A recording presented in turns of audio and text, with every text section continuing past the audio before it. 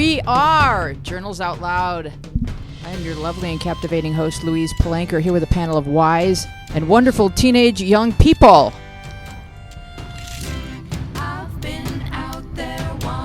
I just couldn't hit that post, Lisa, because I didn't have my headphones on in time. But now I'm totally prepared and ready to do this. We're going to talk about all the things that matter in life, including people, things, places, loved ones. And in our studio, we're privileged to have the very beautiful Lisa Arch. Oh, thanks. Is that your professional name? It is. Nowadays? I knew you as Lisa Cushell. Right. But now I know you as Lisa Cushell Arch. But no, now it's just Lisa Just Arch. Lisa Arch. I have fully accepted my husband's surname. Thank you. Very nice. And Lisa, you may, if she looks familiar to you, kids playing along at home, she was in 100 Things to Do Before High School on the Nickelodeon channel, and you've been a game show host and all kinds of other exciting things in the business of show. Yes. Yes. Do you have a favorite? That I've done. Yes. My absolute 100% best day in this business was Curb Your Enthusiasm. Wow. Better than the day that you were underneath Kramer on Seinfeld? Like if one was hell and the other was Trump not being elected. Good analogy. Thank you very much. We should make a new measurement scale and like sell it as an app. Like hell, Trump not being elected, and we can measure everything along that curve. Right. Okay. So the day that you were underneath Kramer, not so much. That fun. was one of the worst days of Didn't of you my lose life. feeling in half of your body? I lost feeling in a half of my heart because he was so mean to me. Michael Richards. Michael Richards was so mean to me.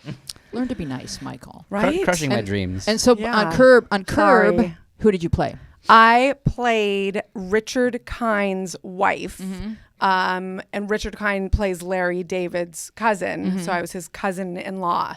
And he was going to pay to put my baby through college at a later date. And then I selfishly asked him to put me through beauty school, and he refused. And I was incredibly angry. A bridge too far. Exactly. It happens. It does happen, but it was by far the best time I've ever had in the business. Just a lot of ad-libbing and... Yeah, it's all improv. Right. I basically used the same lines in the show that I used in my audition, just for this one part where I ask him to put me through beauty school, and he says no, and I say, "Why? Are you allowed to curse on this at all?" Oh, hell yeah. Okay. So I said, I find it fascinating that you're willing to put my baby through college. You don't even know what my baby's going to turn out to be. She might be a total asshole. And I said, but you know me, and you won't put me through beauty school. So that was fun. And it made him laugh, which was amazing. And that was the best day of my life in this business. Very exciting. Okay, so we'll look for that. That's available probably on Hulu or I somewhere. guess. Yeah. I don't know. Just a shout out to Hulu. Anyway, we are sad. We're kind of like smiling through our tears because we're all kind of sad about the results of the election. You may at home may feel differently, but we're going to be talking about sort of the coarsening of the culture that a lot of kids have been experiencing at their schools as a result of the elections. And I kind of want to throw to my panel and see if you have any personal stories to tell about. We've only been at the taping of this particular show. It's been a week since election night, and I just wanted to kind of take the temperature of everybody and see, how you have been experiencing the election results. Any thoughts? I mean, I have a quick little story. Let me know if I'm rambling or saying too much. Like, cut me off. But what happened was, I work at a restaurant, and it was on Saturday night. The Trump rally or Trump protest was on the news, and there were these two women. They were the last women at the restaurant. They were talking, thought they were pretty normal, nothing crazy. And all of a sudden I hear, "Yay, Trump!" And I was like frozen. And I look back, and she's like, "Yeah, I said it." And I was like, okay, cool. And then, it got into where I was like, no, I don't really talk about politics. I'm trying to shove everything off. But she basically, near the end of it, was forcing religion down my throat. And I just personally, I'm nervous because now that Trump's president, I feel a lot of the people who are very Bible based are kind of going to start going to the extreme. And she was like saying, well, God said this and this is how it should be. Everyone can have their belief, but God said this and this is what it's going to be. And I'm just like, she was like, not for gay marriage. And like I even said at one point, I was like, yeah, I mean, my boyfriend and I live together, because she was asking about rent earlier on, and she did like a side little comment like, yeah, and if that's your choice. And I didn't even think about that. I was like, it's just cheaper, like Jesus. Like, you're really against just even living together. I mean, I know people are like that, but like, I mean, it's just like full conservative Christian and it's all that. And I'm just like, how can you say that this one, because God said this is how it's supposed to be, that we all have to abide just by that, because everyone believes in so many different things. And that's what a lot of people I'm seeing on my Facebook too, that's how they're perceiving this election, and that's how they're commenting a lot on statuses and stuff. And I'm just like, I'm just worried that it's gonna go straight to what we all try to get over. We're trying to progress as a nation and be better and get more rights for everyone, no matter who they want to be and who they are. And I just feel now we're going to start going backwards. And I see a lot of people who are in New York who there are a lot of gay theater people who have been on Broadway. I have a lot of friends there, and they like their statuses are spot on with like going backwards. And so I kind of agree with that. I don't know if y'all agree, but I'm just worried we're going to start going back and rights are going to be taken away, and it's just going to be a lot of chaos and a lot of fighting with one another from like different viewpoints. And you mean their statuses are expressing their fears that we're going to regress? Yeah. So one question I have regarding Trump and the Bible is, wasn't there something in the Bible about false prophets to sort of warn you about that? Because what does Trump really have to do with religion at all? I don't get it. Or like, leadership.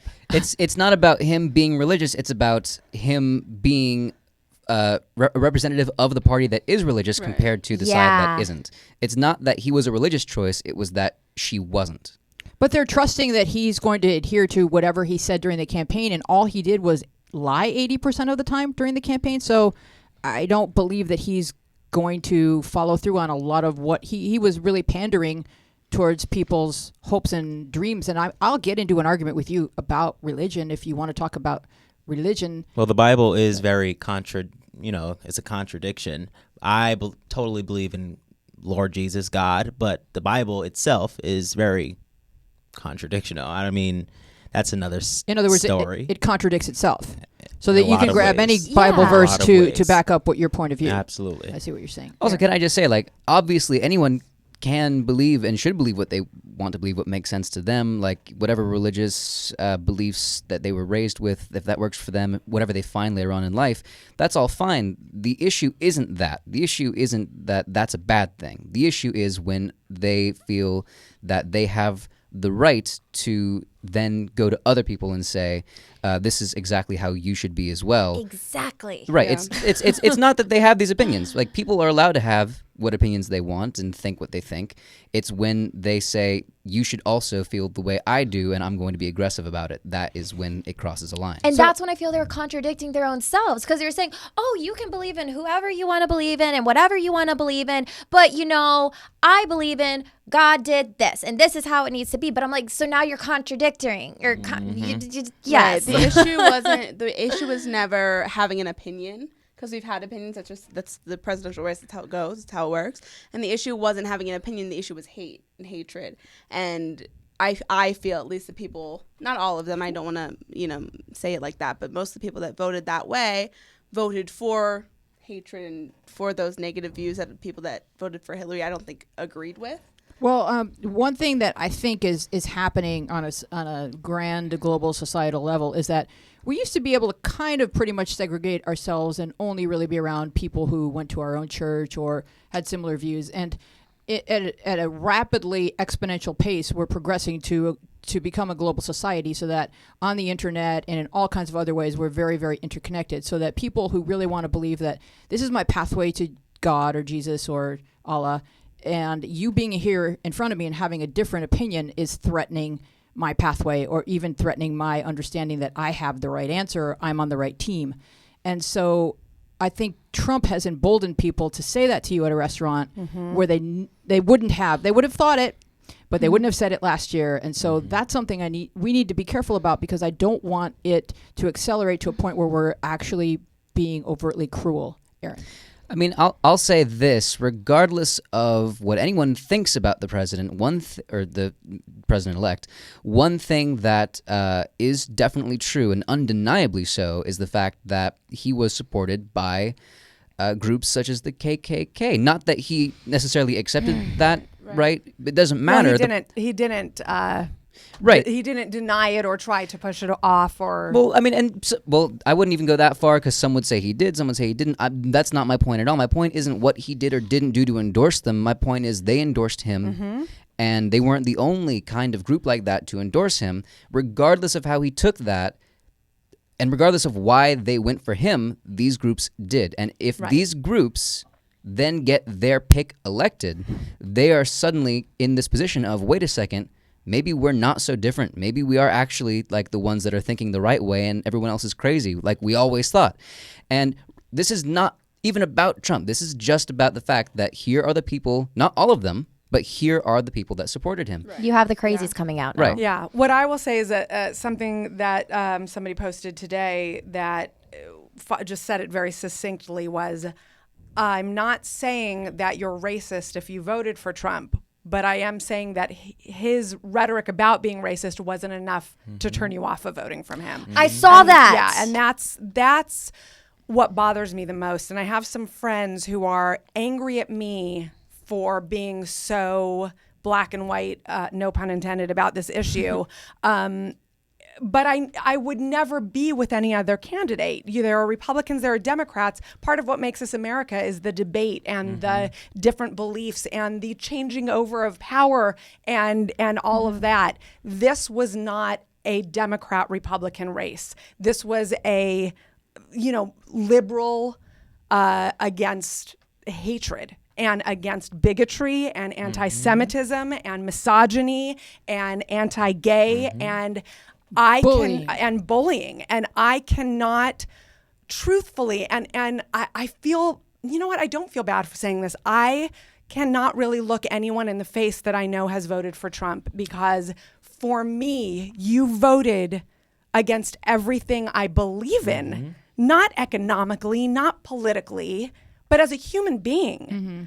And I think it's a really frightening time right now. What I simply put it as is your morals and his opinion on things matched up together. So regardless of who you were hanging around with and what you feel about it, you picked what he believed in. And I can't hang around. I unfriended, blocked a lot of people that I went to high school with. It's sad, because I'm like, we were mutual, but now we're not friends anymore. And that's sad. It's real sad. I just want to say, regarding people voting for Trump, it's obviously a very controversial thing, because there are these groups that are hate groups that are supporting him, and there are people who agree with his more extreme ideologies, and they're all for that.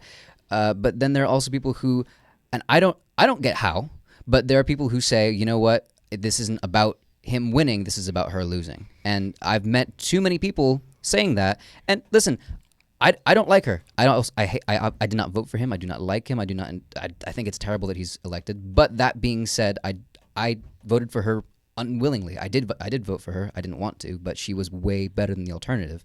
And there are many people who said, no, she's actually not better than the alternative. She's the worst alternative. And I don't get that, but I can't just broadly paint a brush saying that they're voting for him, right? There is a group of people who voted against her. So you're pointing out another huge factor here, and that is that there is a subtext of sexism within this election, where men and women just weren't willing to accept that a woman could lead us.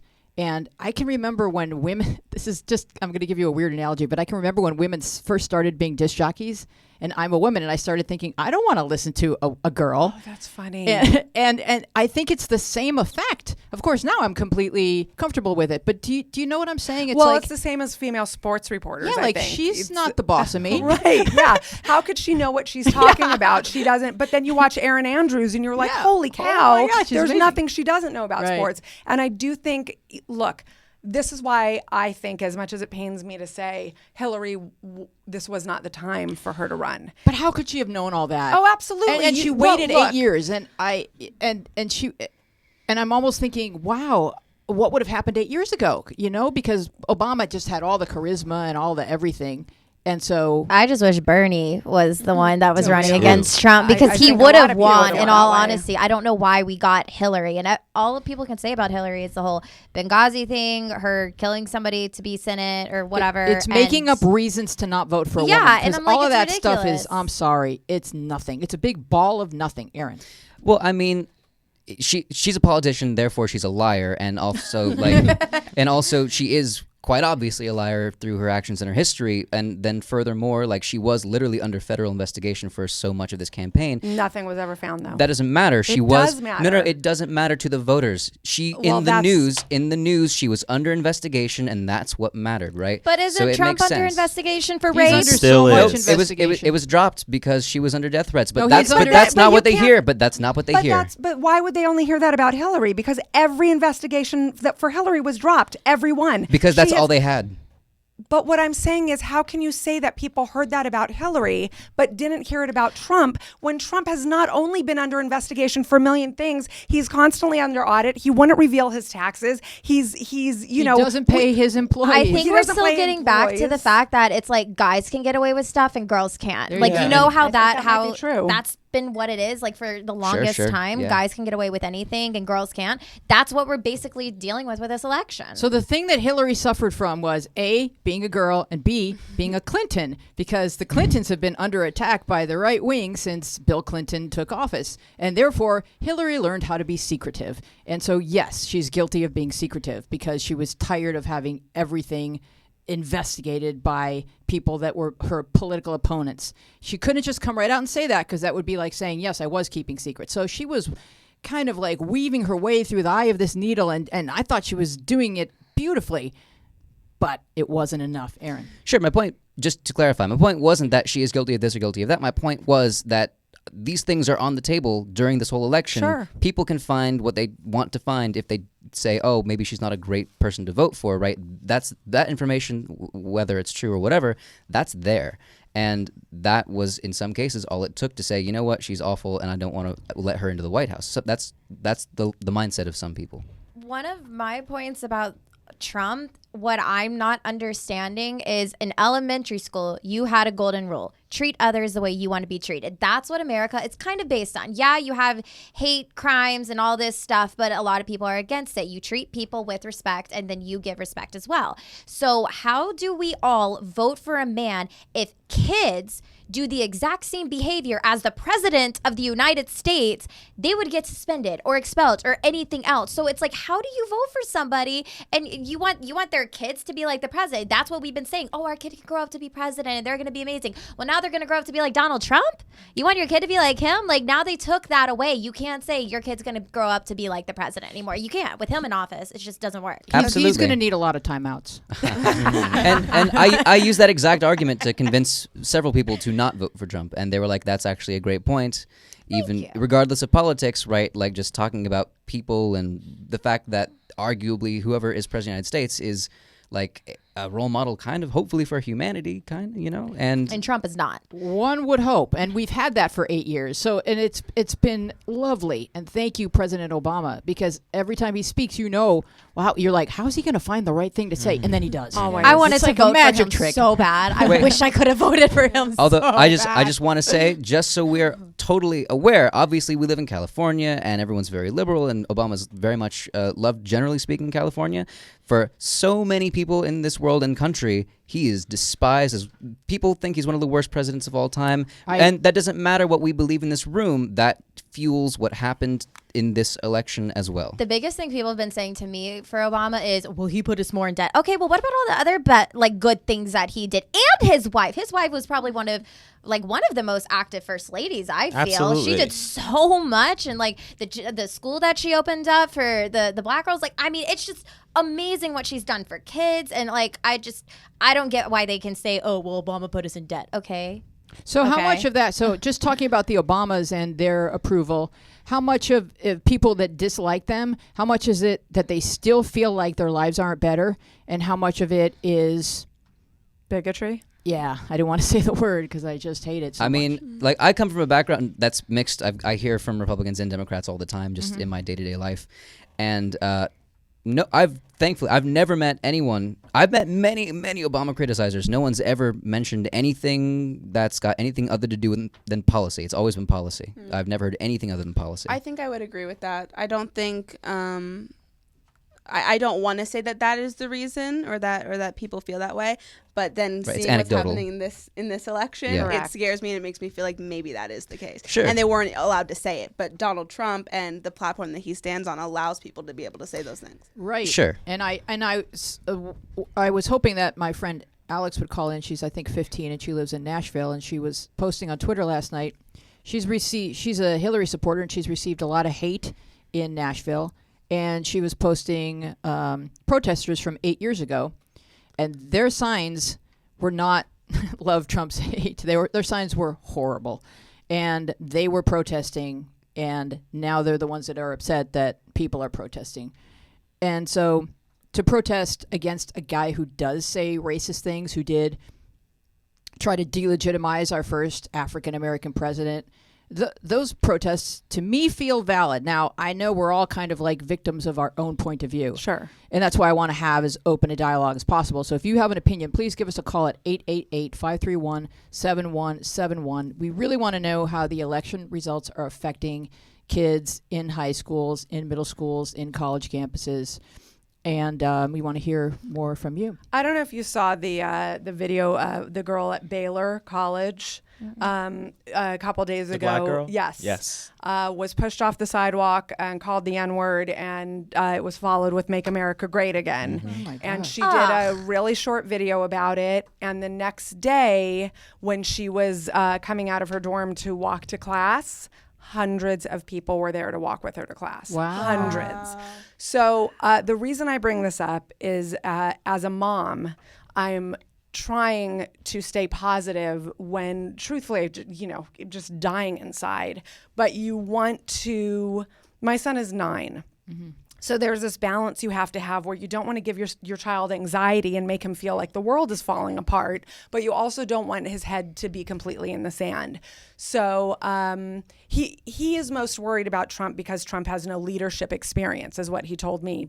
And he's been a little more shielded from all the hate stuff. But I thought it was important that he know that this happened, and then what the response was. And I said, the reason I'm showing you this is so that you know there was one person who was filled with hate, and there were hundreds of people who were not. Wow. And I think it's really important that that's a very good lesson for all of us. There's always more good people than bad people, and we need to be the good people. And we need to unite. We need to unite. I mean, God, yeah. Yeah. Yes, we need to unite. I mean, I have a couple things to say. First off, like I've been hearing about this, right? Like this has been something that's been going through schools all across the country. Bullying is going up. I've heard about sexual assaults on college campuses. I've heard about like people blocking off non-gendered bathrooms and all sorts of weird stuff, and it's bad. And that is not the new normal. It is not normal in any sense of the word. There are people who feel emboldened because they felt that Trump was someone they could get behind and that supported them and their beliefs, regardless of whether or not that was true. I'm not here to make political statements. I'm here to let you know that that's not the case. There is no new normal. We still all are here for you, and that's the majority of us. Many of us, more than the alternative, are here to help you, are here to be nice to you, are here to be decent human beings. Well, let me ask you guys a question, because Trump, it looks like, is appointing this Bannon character, who will be sitting next to him in the Oval Office. This is a guy from the alt-right who's very prejudiced and wants to do conversion therapy. that's Pence. That's his vice Yeah. president. So yeah, it's a gaggle of delightfuls. But what do you think? A Gaggle of Delightfuls is a band I was in college. They were good. Yeah, they had thank those you. haircuts. Yes. Yeah. So what do you think? It's starting to look really ugly and really bad really quickly. What is the difference between now with social media and with our ability to unite and connect that makes it possibly less dangerous than in Hitler's Germany? Well, I mean, first of all, they're not able to shut us up. They can't. It's not possible. No one can make you stop talking. Like, that's just today in America not a thing. We're not capable of it. We're technically not proficient enough to shut us down. China could do it. America can't do it, which is actually kind of weird. But it's good in this case. Mm-hmm. And we shouldn't stop talking, because in the end, the public is... This is a representative, right, government? This is a government that, regardless of party, right, they follow our lead theoretically. I mean, The president works for us. Right, like We hired him. Well, that's my point. Ish. That's a point that I'm getting to next. Okay. All right. So first of all, this is a representative government, and now in this age, more than ever in the past, you can keep a representative up at night. You don't ever have to stop getting in touch with them. There's emails, there's visits, there's phone calls, like there's letters, even if you want to go that way. Like, you can just not let up, and that didn't used to really be as true. And that's a great option to let them know that, sure, maybe the House is controlled by the Republicans and everything. Like, just because there are people you disagree with up there doesn't mean that you don't have a say still. And it feels like that's not true, but like, you can make your presence known. You can be heard. Like, if that's not how it works, then we're not America anymore. And I think that at this point we still are, hopefully. I mean, like we've been saying, most of us are still good people. This can work. And I will just say one other thing is that regardless of how this happened, like regardless of how this election turned out and why, let it be a stark reminder for every generation and this generation going forward. You can't sit home when it's voting time. You cannot sit home when it's voting time. Your vote counts. I don't care where you live. I don't care what you believe. Even if I disagree with you, please go vote. This is proof that we have a responsibility and that we've been shirking that responsibility. You have a heartbeat, you have a vote, and you have to use it. I think Trump, what percentage of the country actually voted for Trump? Like a fourth? Hillary was over 200,000 or something like that in popular votes. Well, yeah, she's ahead of him in popular votes, but like more people didn't vote than Half voted. the country. I am angrier at the people who would have voted for Hillary and stayed home than I am at the people who actively voted for Trump. At least they were voting their beliefs. Right. At least if there's one positive thing I'm going to say about them, they voted their beliefs. The people that stayed home, who are probably a lot of them out there protesting now. Oh, for sure. I want to punch them in their faces.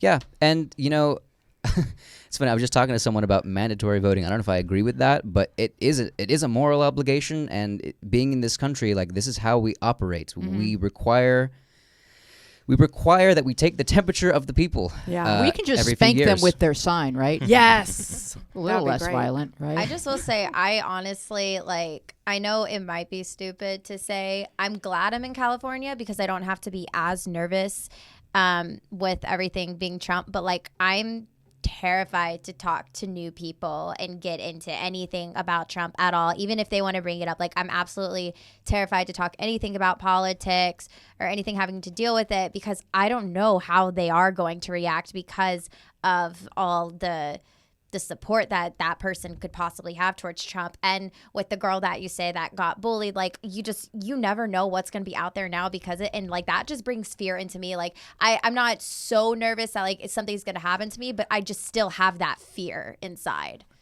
I do also want to say just one thing that I feel I got totally schooled a couple days ago when I was posting all of my, similar things that you're hearing me say now.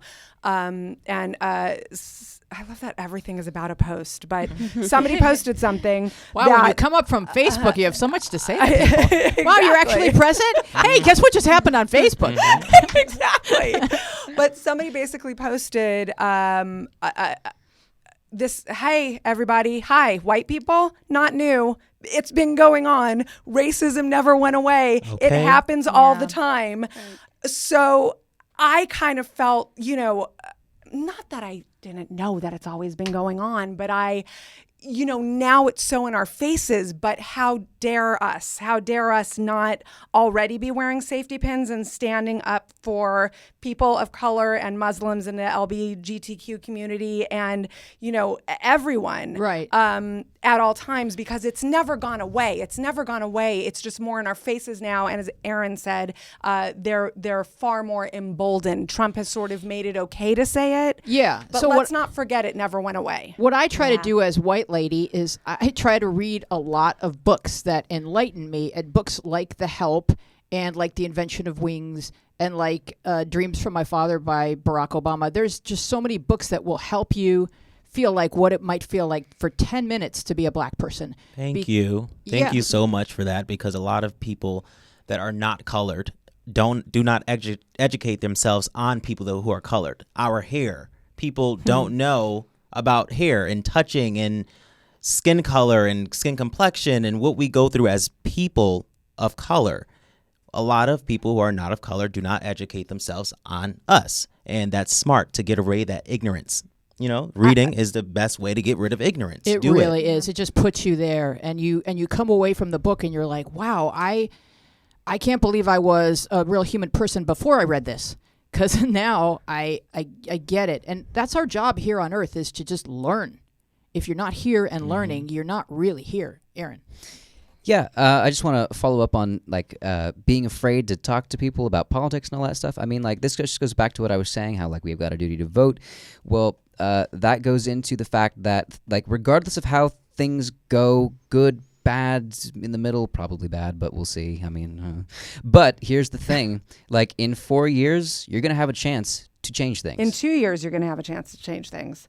I mean, you're going to have a chance to, turn things around in the government in 2 years. Yes, absolutely. You're right. That's true. That's completely true. And we can't not talk about all this stuff, even if we're afraid to, because if we stop talking about it, we lose momentum. And if we lose momentum, we don't vote. Right. Also, we need to also start participating in our local elections. What's going to affect us the most are the people that's right here, right with us. Yeah. Donald Trump literally is my last concern in this country.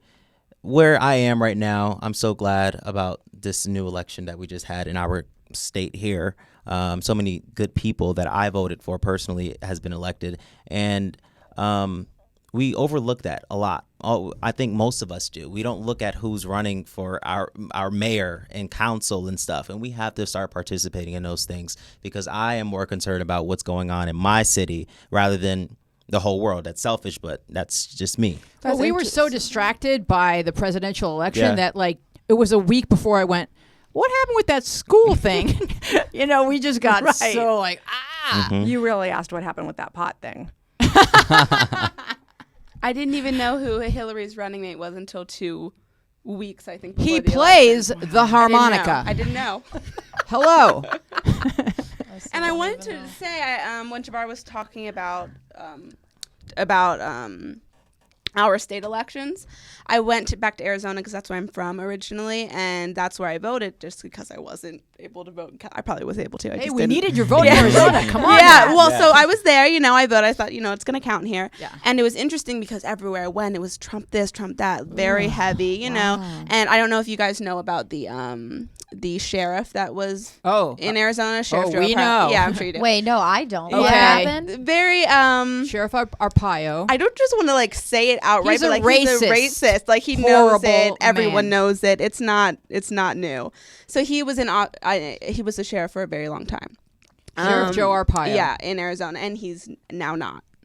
And it's interesting to me that we also elected one of the judges. I'm not sure exactly, but is now I don't know what to call them, but they weren't supportive of Trump, and there was a lot of people that I thought were going to vote for Trump that were also going to elect people into office in Arizona that were supportive of him, but they didn't. So it's interesting to say, that you can affect your state, your city where you're at, and it doesn't necessarily. Well, follow I what the think that country did. because Trump was kind of an unknown, or they just wanted to roll the dice and shake things up, if you will. But to me, that's like taking like a puzzle that's in the box and shaking it and just dumping it on the ground and hoping that it will land in the shape of the puzzle. Like, that's just ridiculous. He's completely inept. So they learned that about Joe Arpaio eventually, get him out of there. It's like, how much stuff does Trump have to mess up before Arizona's going to go, yeah, that was a bad idea? Jabbar. So a lot of people ask me, how can you stay so positive during times like this and, optimistic? And I always say, I learned from my ancestors that when tough times happen, their resilience is what put them back up. It was like, okay, something bad happened. What do I do now? And how can I keep moving forward? And I think that's what we all need to take from is our history of what we all have been through. When things happen, we got up and we fought for what was right. We protested. And a lot of people are against the protests and the petition and stuff, but things change. When MLK was doing it, it changed something. So why stop doing it now? So I'm very optimistic about, changing things. I just want to say that I love so much what you just said, because we always say history repeats itself, but we never say it positively. And that That's interesting. is a wonderful spin on things. And I think that's really wonderful what he just said. Yeah, look what we've accomplished. Look how much we've been able to do. And maybe it was just that moving so quickly that people that want to hold everything back, make America great again, were freaked out about how much progress we've been making. And President Obama says, progress doesn't go in a straight line. Sometimes it goes back a little. And I think we're having a hiccup moment right now. I just don't want it to completely derail us. And there's where we're all going to need to play a part. We can't just sit back and watch what's going to happen. I feel like everyone of every race needs to band together. It shouldn't just be the people doing Black Lives Matter and then the Hispanics and the white. Like, we should all protest together because we are one. Like, there shouldn't be. I personally just don't understand how there still is racism. We all have the same rights. Like, I just don't get those people. I don't get why it's here. I don't get why people are being so stereotypical about every race. Like, it's taught.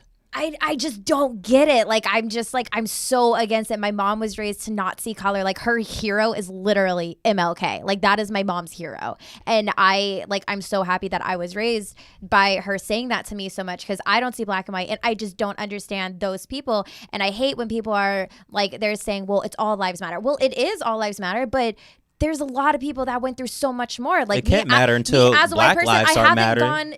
I haven't gone through what you guys have gone through. And so you do have the right to say Black Lives Matter, because it's not mattering as much right now. Like, people really need to focus on every race. And I feel like you were saying, us white people, we need to stick with them. We need to help them say Black Lives Matter. We need to help people not get the whole deportation and illegal immigrants. Like, cut that stuff out. Like, be supportive of all one another. And then when they say like all the cops are not all cops are bad and stuff. Yeah, but where's the I'm sorry. A lot of them are, and where are the good terrified ones of when cops. things happen like this? Yeah. Where are the good cops standing up for us and saying, "Oh, that was totally right. That's not how the rules work in this department." I mean, I've had terrible cops. For me, there's a scientific reason for racism, and what I think it is that at the beginning of time, we were tribal, and the other tribe could pose a danger.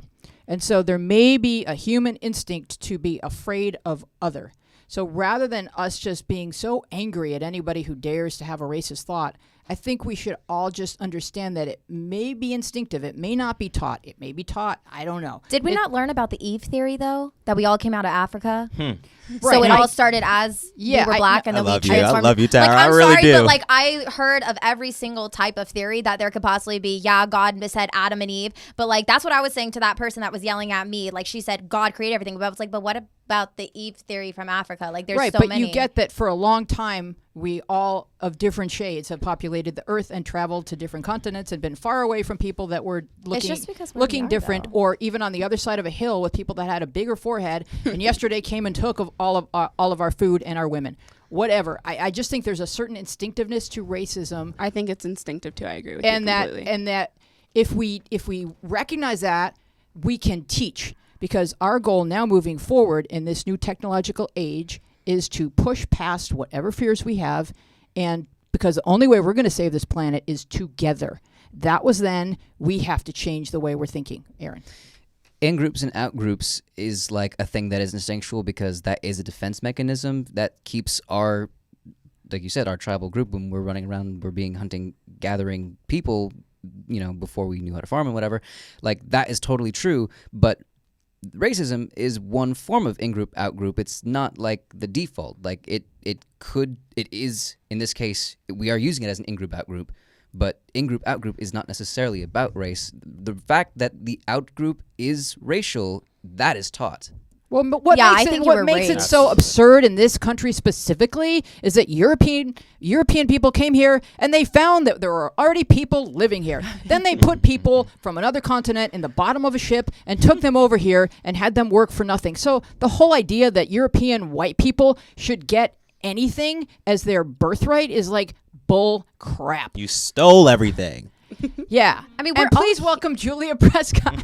We talking about Trump? Oh, yes. We are. Ooh, hot topic. We're just talking about how Yeah. what we're going to do as good people moving forward. You're going to need to get closer to that mic if you're going Yes. to talk. Yeah. And so you've missed some of the conversation, but trust me, these people have been enlightening. Oh yeah, I bet. Oh my So- gosh, what a time. So what have you witnessed? What have you experienced in the week since the election? I've witnessed a lot of waves of different things. I mean, everybody, it seems to be going through the stages of grief in real time. And I think that most of the internet, as far as, again, this is part of the problem, the Facebook that I see, we don't know the Facebook that you see. But the Facebook that I see, which is comprised primarily of comedians, have gone from feeling very numb that first day to taking action. But then with that, and that's been very inspiring. A lot of people have, taken the comedy shows that they produce and put out a donation bucket to support Planned Parenthood. I really like the movement of people supporting and donating to Planned Parenthood in the name of Mike Pence. My favorite. I think that's fantastic. Yes.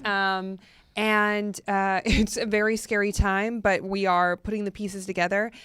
So I saw a lot of that, and that was very great and inspiring. But then, in the next couple days following that, I saw people turning on each other and Yeah. saying, you're not supporting enough. You're not speaking up enough. So Really? it was almost like you couldn't win. And I haven't been very, very vocal on Facebook just because I feel, as far as like my contribution to that conversation, it feels like my perspective has been covered more or less. I have been tweeting a lot of things that, trying to stay positive on election night, as it looked like he would be our president-elect. I kept tweeting things like, hey guys, we're still going to have art, and we're still going to have friendship, and we still have each other, and we just, and I tweeted something like, art came out of the Great Depression, just like sort of reminding. Jabbar had a similar. Really? Well, he was just talking about how he was going to look to his ancestors for strength because they went through a lot worse than we did. Yeah. And some people, walked across the country to build a new life for Right. themselves. Some people's ancestors were slaves. Some people's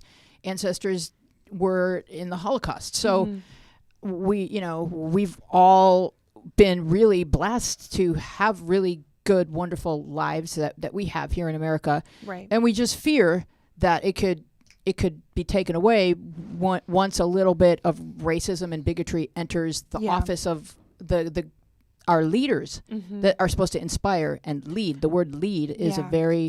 that word comes with a tremendous amount of responsibility, and we don't believe this person or the people around him have any talent in that arena. Yeah, it's the social issues that I'm most concerned with, the ones that they primarily don't seem to care about. And that, it's so we talk about and since then, again, it's like comes in waves, people turning on each other, and then also in that going, I'm so sorry, like it's been quick turnaround, but, a lot of breaking down of sort of rationalization. Okay, how much power does he really have? How much power does, this one part of government really have? And I think that that's okay to analyze and go, phew, it's not like he's going to go from zero to dictatorship. However, the influence of his words, the influence of his position and the position of his cabinet, my goodness, I mean, Mike Pence, I took a trip down an internet rabbit hole where I was just, researching his platform on, homophobia and LGBTQ Closet case. equality. Excuse me. Exactly. Very. I just had something in the back of my huge throat. closet case, and that's the part of the internet that I am enjoying, of people calling him out as being a closet case and tweeting at him as such.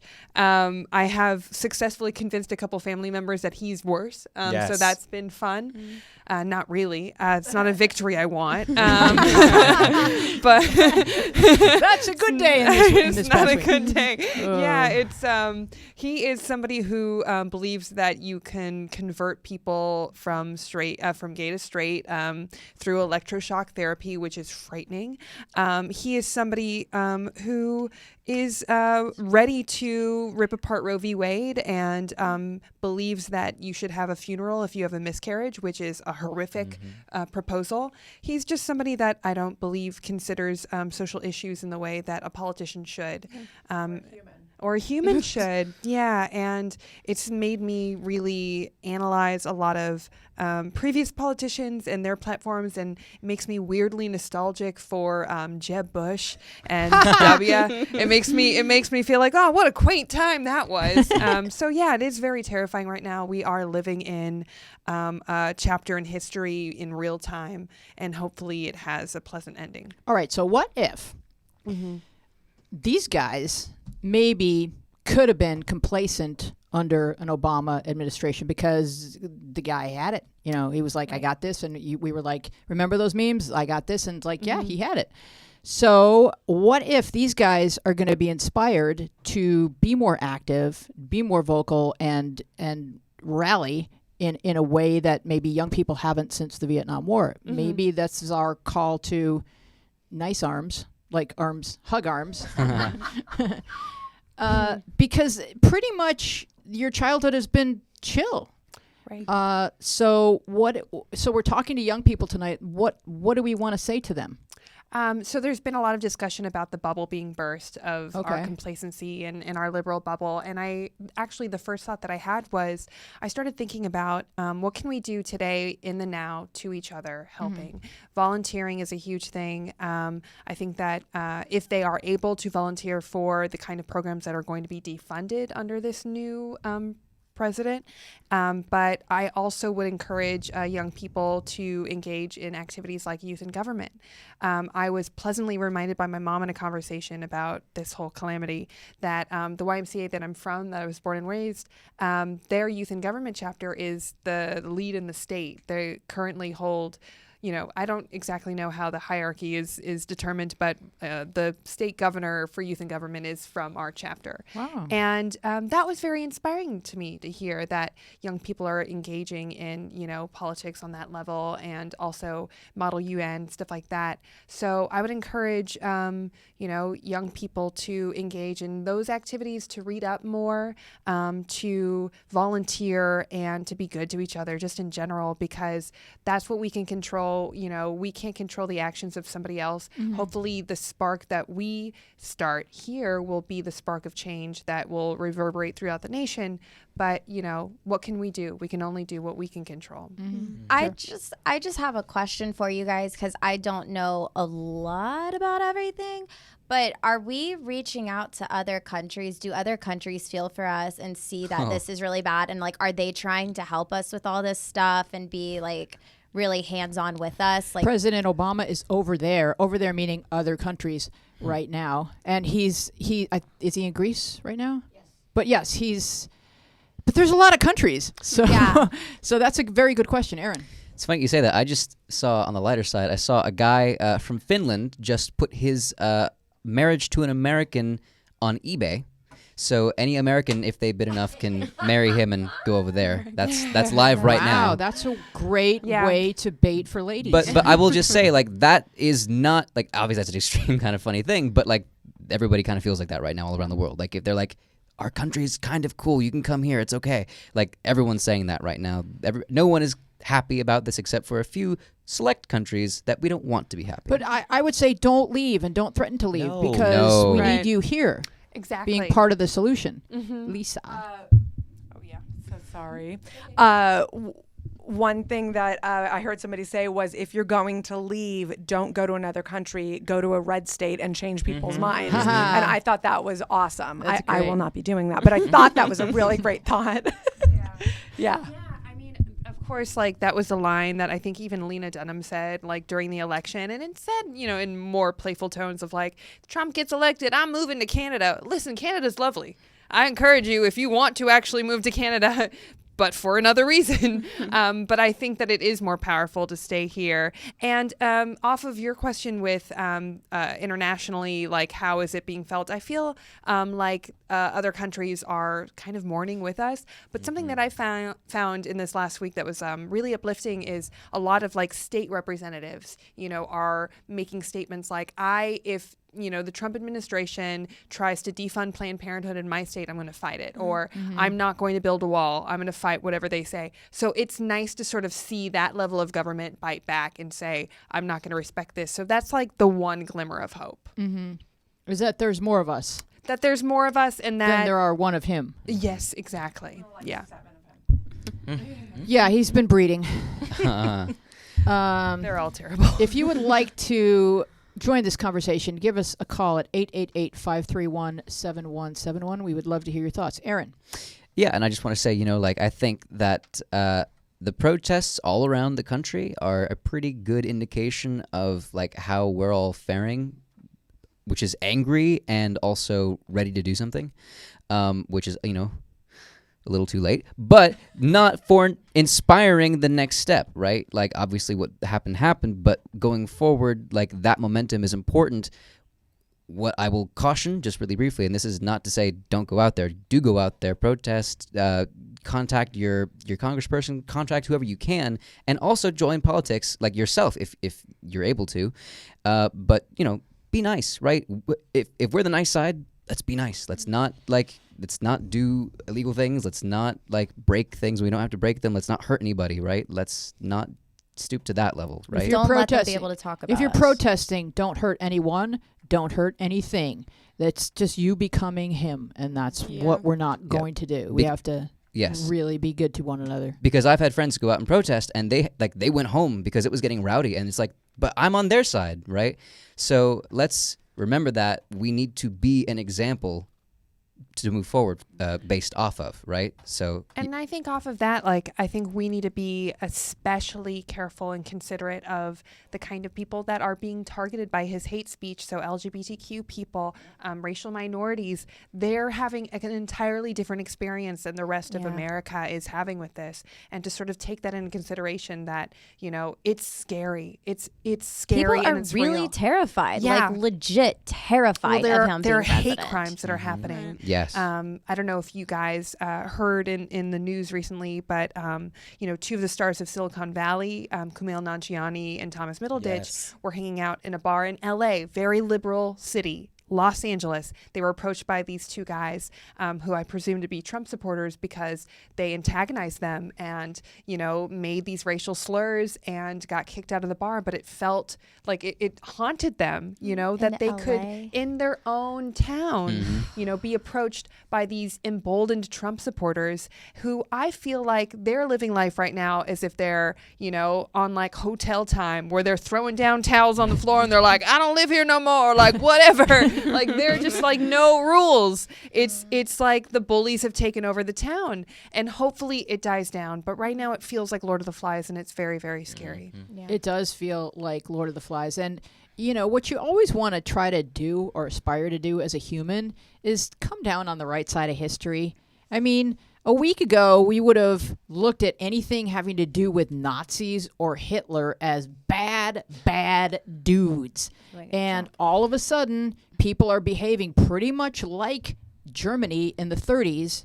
And so we all need to get on this. You don't want to be on the wrong side of history. You don't want to hate yourself when you're 35 and you look back at the stuff you did when you were 18 and you're like, wow, that I have a lot of people to apologize to. Or you don't want to do something you can't take back, like some act of violence. Lisa. It's odd that you just brought up two celebrities and Emmy Rossum from Shameless has been getting all these tweets from Trump supporters. She's a Jewish actress saying, get ready to get on a train. A bunch of Holocaust references and sending her swastikas. And it really, and celebrities are easy targets.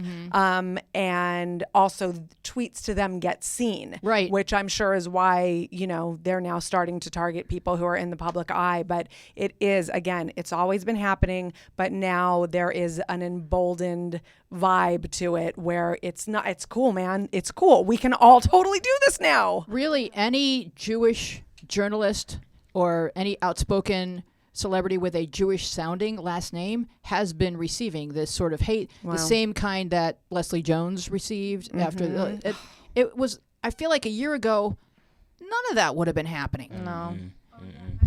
It goes back to the influence versus, his specific ruling. His influence of the hate speech that he had during the election. He made fun of, autistic people. He made fun of Mexicans. He just went for it. And so now it's like, oh, Dad says it's okay. I can do this now. And there was a tweet that was going around of, I forget who it was, but they just said, I remember when I would never see swastikas, the normal amount of swastikas you would expect to see in your life. And then that was like retweeted a million times by all these people because they're all feeling it all throughout the nation. It's not just in LA. And I can't believe that it's even in LA because we're such a liberal, progressive town. I didn't know it was that much in LA, and now that got me nervous. Oh, yeah. But here's the thing, right? Like, this is happening. These things are popping up. These people are emboldened. Regardless of whatever Trump will do or has said or whatever, like, these people saw him as their guy. And he is now the person who's normalizing this stuff, whether he wants to or not. And they're going and doing this. But the reason we're shocked is because it's not normal and there's more of us, right? They are taking action, and that's why we're seeing it, because they feel that they can get away with it. We outnumber them, and we are the normal ones. They are beyond the realm of believability, but they're out there. We outnumber them. You'll be okay if we stick together. They just seem multiplied on the internet because people like that will post 1,000 times, whereas your cute aunt will post once. Like, that was cute, Julia. Yeah. And they, like Erin was saying, they seek out any place that anyone has posted a thought of reason, and they just blow up, the comments. So it seems like, oh my gosh, we're surrounded by hate, when actually we by far outnumber them. Tara. I feel like, how when you're in school and you might like do youth groups and you all come together and everything. I think personally for me, I feel we should have more groups together saying, okay, well, what can we do to get this better? So like, I mean, if there's something like, say I live, because I'm not going to say where I live out loud, but like, say if I live in the OC, I wish. But if I live there, what group can I join where we can say, okay, what can we do for our neighborhood to make it safer, to make it better, to be more outspoken, to not have all this hate going on? Like, I just feel we need groups in different cities and different states. And if someone or people can arrange that could get more people to join. Because I would attend a weekly meeting if I can to see what can we do to better That's what this I want country. to be a part of. I want to be a part of something like that. I feel like we do that all around the world and get as many people doing youth groups, but support groups on how to make America good while Trump is going to be president. Make America kind again. Yes. That's is an that amazing an idea? suggestion. Like, It is absolutely something happening like that, or is that, I don't know, but yeah. So it's funny you say that because literally just yesterday I was invited to a private Facebook group that was exactly that description. Okay. So that is happening, and you guys have the power to do it as well and start a private Facebook group or make it public or whatever. But probably private, I don't know, to start. Yeah. And just to figure it out. But that is something that you can do. That's something that, like I was saying earlier, like, what do you have that's in your power, in your hands right now? You have the power to form, and you power to lean on each other. And even if it's just to have a conversation and go, guys, I'm really scared. Yeah, I'm really scared too. Instead of having an agenda or whatever, it could be anything, but just those support groups I think are going to be so important. So I'm going to give everybody an action item for this week because we just started our group. Your action item this week is to find a person at your school who looks different from you, worships different from you, and smile at that person, say something kind to that person, even though they're not in your friend group. Like, push yourself out of your own comfort zone and approach somebody who isn't really already your friend and give them a look that says kindness. I get you. And we can all challenge ourselves to do that. Not even if we don't go to school. Like, don't creep past a playground and do that, grown up. All right. And it's probably important to ask about, like you were saying, about reading on other people's cultures. But, you know, if you meet someone that's a different culture than you, or that has different beliefs than you, whether you believe it or not, ask them about, you know, what they go through day to day. Yeah. And that's how our culture changes, and that's how we change as Americans and as people and as humans. Yeah, like if you see someone with a hijab, you can say like, "Oh, tell me about what you guys believe," because Right. they're happy to tell you. Not only what do you believe, but as a mom, I will say that I have a friend on Facebook who's African American, and we were Facebook messaging each other positive messages and that kind of thing. And I said, I hope it's okay for me to ask you this. I know what I'm going through and what I'm saying to my white child. Can you please tell me what it is you are saying to your child? I want to know your perspective, and because you're feeling it differently than I am. And we had this really great conversation. And I think that's so important that we do reach out to each other and say, how is this for you? What is your perspective? That's really excellent.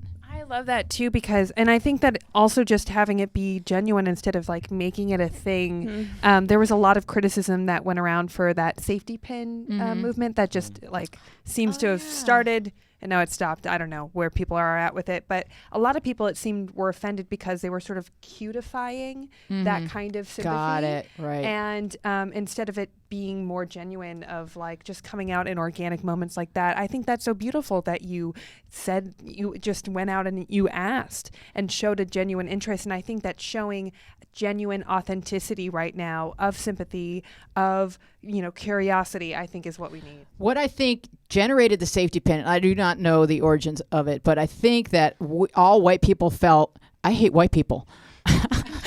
Yeah. Who do I even talk to? Like, we got so afraid of white people because that had happened. So it was like, well, if we all wear a safety pin. I know, but and it was like, we don't, oh, that's a white person I don't have to hate. yeah. But but you're right. It was a cutification of. It goes in the same thing of hashtag activism. That's not real activism. You know, like, that's great that you change your Facebook profile, but, you know, like, maybe do something else. Yeah, but you can see what compelled it. Yeah. Because we got legit, like, I can't go to Absolutely, Arkansas. you're Who right. would I even talk to there? You know, we got legit terrified of. Embarrassed. And, too. yeah, embarrassed. Yeah. I know that the safety pin movement started with Brexit because there were so many hate crimes going on against African British in Britain, Right. and so it was starting here as a symbol of I am standing with you. I will not allow you to be bullied. So I was wearing one. I just had this conversation with someone today because I don't know what the answer is. Then I read an article that said, do not wear that pin unless you are able to physically defend someone, because you could end up in an altercation you were not planning on ending up in. Wow. So I feel like there needs to be something that says, I am not a black belt in karate, but I will absolutely stand next to you and make sure you are not hurt, or if you're being bullied, I will, you know, absorb that for you. It's this weird thing, but I like what you were saying about kids at school. I would love it if my son went to school wearing something, a smiley face that is basically saying I'm a safe place. I will never bully you. If you're scared, come to me. Can we get like little buttons or something? I like mean, but make something, buttons and but- do something nice and like. Yeah. I feel like Until then, just be nice. Yeah.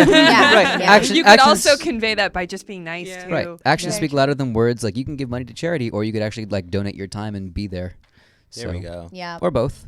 Yeah, and I would say look for friendship outside your normal circle, Yeah. even if it's just the outcasty kid. You know, just be kinder and let this be kind of a push. Let this be a shove. that- Especially in school, because school is where a lot of bullying starts. Yeah. So the kids really need to start learning to be nice to one another. Like you have to take something negative and turn it into a positive. You have to you have to do the ninja trick where you take it, you pull it, and then you make it love. And I think we all have the power within ourselves to do that. You know, just go out of your own little comfort zone and be nice to somebody who seems a little bit different from you. And I think we can all do that, grown-ups, kids, and everybody. And I just want to thank all of you for all of your insight and all of your wisdom. And I think it really helps to have conversations like this. So thank you so much. And we are Journals Out Loud. I am Louise Palanker, and we will see you next week. Goodbye. Do the ninja trick of love.